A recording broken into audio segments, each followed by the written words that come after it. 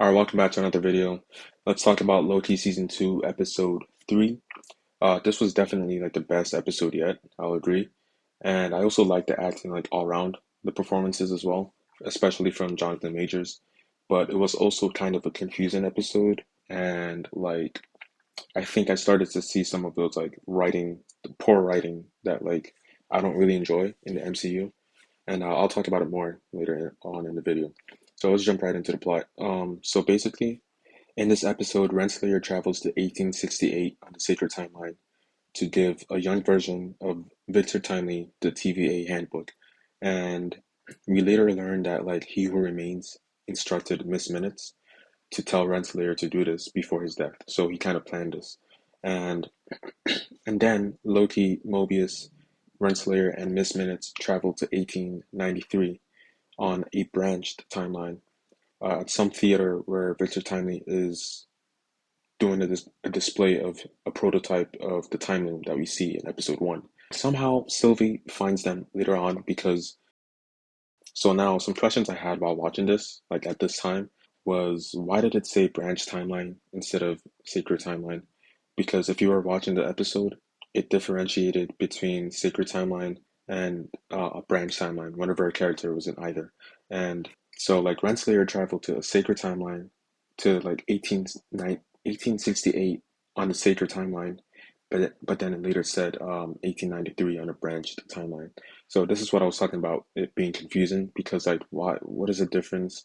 And I don't know, maybe it was like a genuine mistake at the editor's room, or I don't know, but it was kind of confusing because why did it say branch timeline instead of sacred timeline was my question. And secondly, how did Sylvie find where they're at? I mean, I know she has a tempad, but that shouldn't allow her to, like, that doesn't give her the knowledge of where variants of Kang are, and that doesn't also give her the knowledge of where Renslayer is either. So it was kind of unexplained. I think she just needed to be there for the plot, but yeah. So yeah, back to the plot. We actually learned that Timely is kind of a con artist, and the inventions that he's made over time is not actually perfect, and he sold it off to like people. And so, like the community there, like some people are out to actually get him because I'm pretty sure they paid money for certain inventions of his, which are faulty. So he has four groups of people chasing him. He has one group that are trying to like get their money back. He has Sylvie chasing him to kill him, and then he has Loki and Mobius chasing him to take him to the TVA to verify his temporal aura, and then you have Renslayer and Miss Minutes trying to like just take him for whatever reason that we don't really know.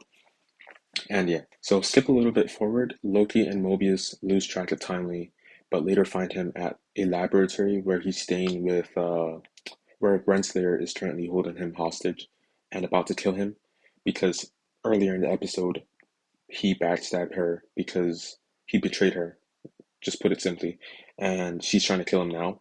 But then again, Sylvie shows up, stops her from killing him, and then allows Loki and Mobius to take Victor Timely to the TVA. Sylvie sends Renslayer to the Citadel at the end of time, and she still has her tempad, so she can easily escape. And her tempad is also what brings out Miss Minutes, where she presses the button. So yeah, a question I had at this point was like, there were so many chances where, I mean, from Sylvie's side, she could have killed Renslayer or they could have apprehended her, Loki included. They could have taken her to the TVA or whatever, anything else.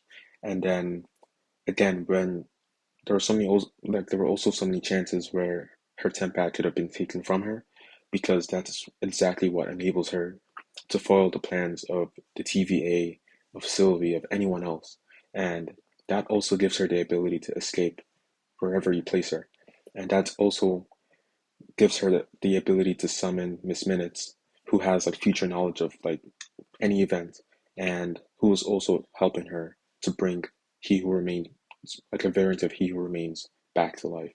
So it doesn't really make sense other than she's just supposed to be there for the plot, I'll imagine.